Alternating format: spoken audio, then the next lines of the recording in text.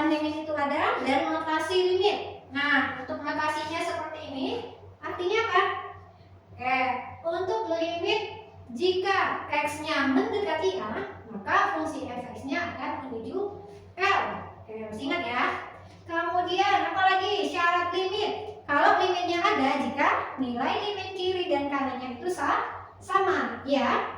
Nah, cara mencari nilai limit sama itu gimana? Substitusi untuk nilai x sebelah kiri dengan x sebelah kanan. Apakah hasilnya akan mendekati suatu nilai yang sama atau tidak? Kalau ya berarti limitnya ada, kalau tidak ya udah berarti limitnya tidak ada. Nah, hari ini kita akan melanjutkan materi kita nih terkait cara menentukan nilai limit.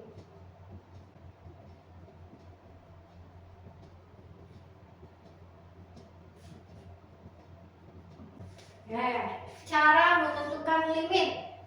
Caranya yang paling utama itu adalah dengan cara substitusi. Yang disubstitusi siapa? X-nya ganti dengan nilai A ke persamaan fx. Kita substitusi A ke fx. Ini langkah pertama. Nah, dari substitusi ini dia nanti kita akan muncul beberapa kemungkinan hasil substitusi. Kemungkinan yang pertama, jika hasil substitusinya atau FA-nya terdefinisi, maka untuk menentukan nilai limitnya tinggal kita substitusi seperti biasa. Limit x menuju A dari fx-nya itu akan sama nilainya dengan hasil substitusinya. Oke, bisa? Nah, supaya ini lebih jelas, ya kita contohkan ke soal. Contoh. Nilai limit x menuju 2 dari 2x tambah 4 per 2x. Oke, kita substitusi. Nilai A-nya 2, berarti 2 kali 2 tambah 4 per 2 kali 2. Berapa nih? Oke, benar ya. 8 per 4 atau hasilnya 2. Oke, berarti nilai limit ini adalah 2. Oke, karena dia terdefinisi langsung aja nilai limitnya sama dengan hasil substitusinya. Gampang kan? Oke, nomor 1 nih gampang lah Kak, bisa lah ya. Oke, kita lanjut ke kemungkinan kedua. Kemungkinan kedua itu jika FA-nya tidak terdefinisi. Hasil substitusinya tidak terdefinisi, maka nilai limitnya gimana? Ya benar, berarti nilai limitnya itu juga tidak ada. Nilai limitnya tidak ada. Contoh yang tidak terdefinisi gimana Pak? Contoh lagi. Soal nomor 2. Kakak masih punya soal limit x menuju 1 3x tambah 4 per x kurang 1. Bisa ya? Kita substitusi sama-sama yuk. Substitusi 3 dikali 1 tambah 4 per 1 dikurang 1. Berapa? Betul ya, 7 per 0. 3 kali 1, 3 tambah 4, 7, 1 kurang 1, 0.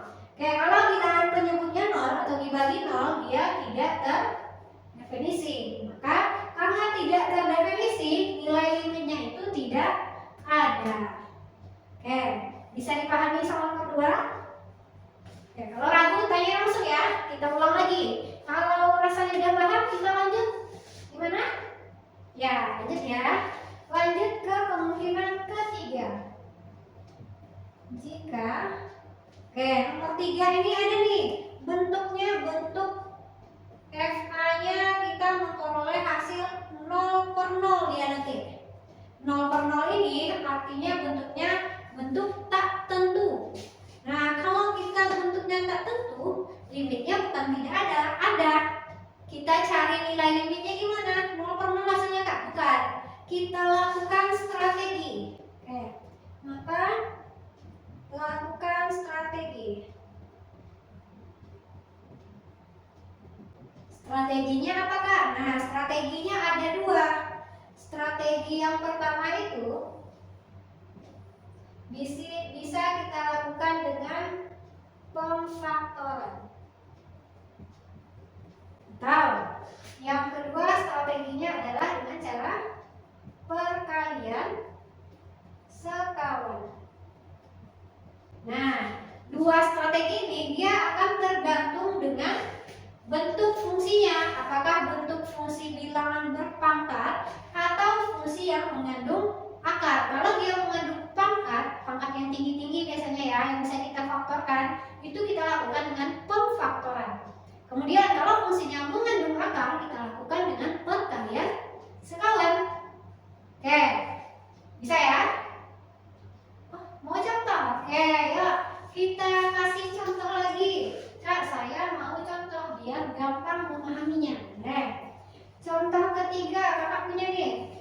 Limit x menuju 2 x kuadrat kurang 5x tambah 6 per x kuadrat kurang x kurang 2. Oke. Nah, ini kakak saya mau langsung strategi Kak. Jangan. Kita buktikan dulu dengan cara substitusi. Nanti hasilnya 0 per 0 enggak? Kalau iya, boleh strateginya kita lakukan.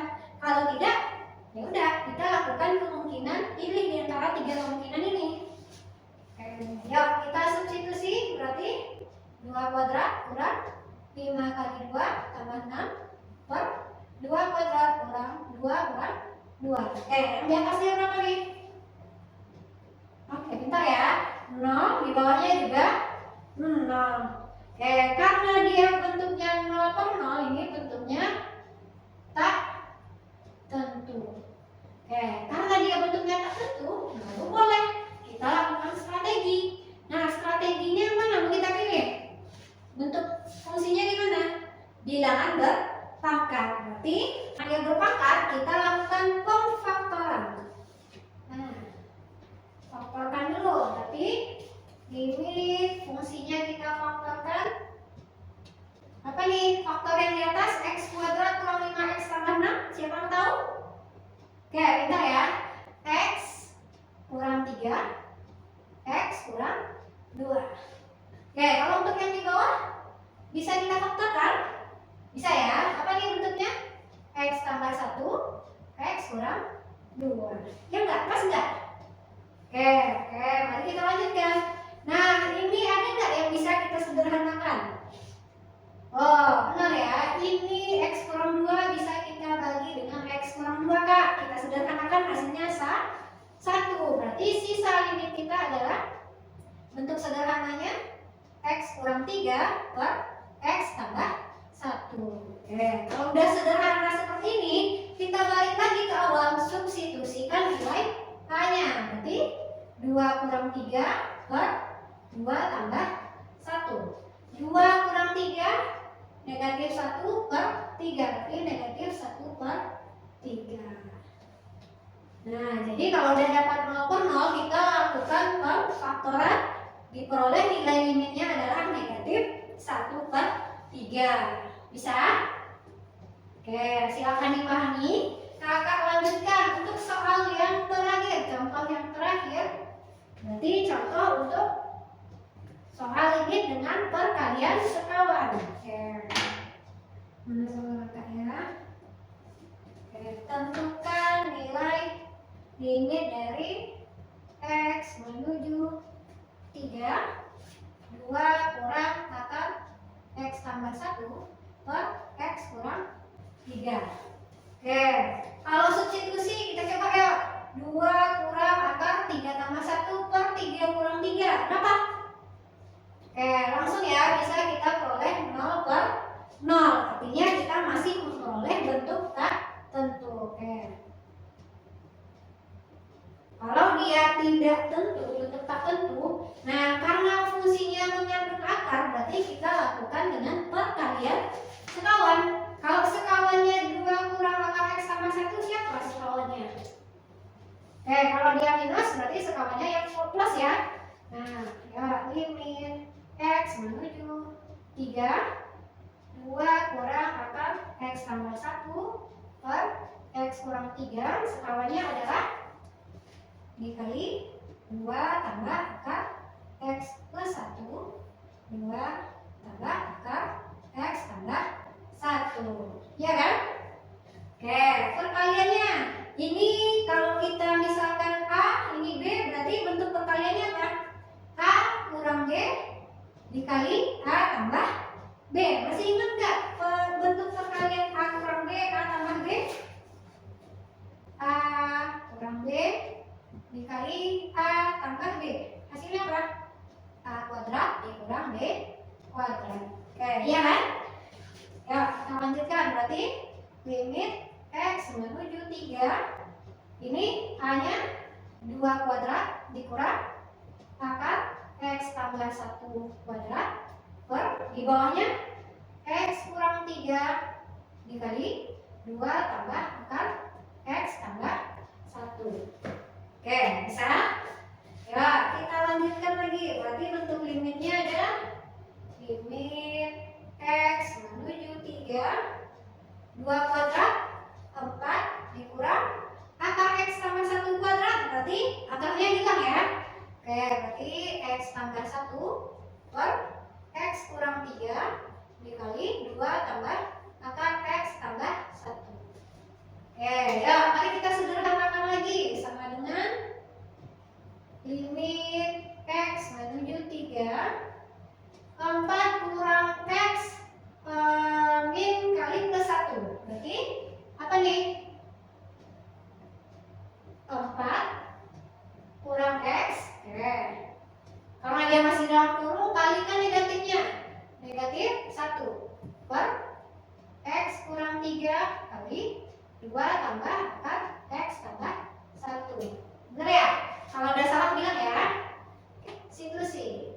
Limit X menuju 3. Ini 3 kurang X per, kalau ini X kurang 3, kita X 3 kurang X. Kalau mau dibalik, ya di bawah ini boleh kita balikkan. Kita balikkan, negatifnya keluarkan. Negatif 3 kurang X. Oke, sama kan? Negatif kali 3 min 3 min kali min X positif X dikali 2 tambah akar X tambah 1. Oke, nah ini bisa kita sederhanakan lagi. Berarti sisanya adalah limit X menuju 3 negatif 1 per 2 tambah akar X tambah 1. Oke, kalau sudah sederhana baru boleh kita substitusi. Negatif 1 per 2 tambah akar 3 tambah 1. Ya, sederhanakan negatif 1 per akar 3 tambah 1 kan 2 ya. Tambah 2, 4, berarti negatif 1/4. Nah, untuk perkalian akar sekawan soal nomor 4 ini, nilai limitnya adalah negatif 1/4. Bisa? Nah, jadi ini ada beberapa langkah cara menentukan nilai limit. Ada kalau FA-nya terdefinisi, FA tidak terdefinisi, dan jika kita menemukan bentuk tak tentu. Itu strateginya melalui pemfaktoran dan perkalian sekawan. Oke, ada yang mau ditanyakan nggak? Bisa ya? Oke, kalau tidak ada lagi, berarti materi kita cukup sampai di sini. Kakak harap semua kalian bisa mengerti dengan apa yang kakak ajarkan. Oke, karena waktu kita sudah habis, kakak cukupkan sampai di sini. Salah dan kurang kakak mohon maaf. Assalamualaikum warahmatullahi wabarakatuh.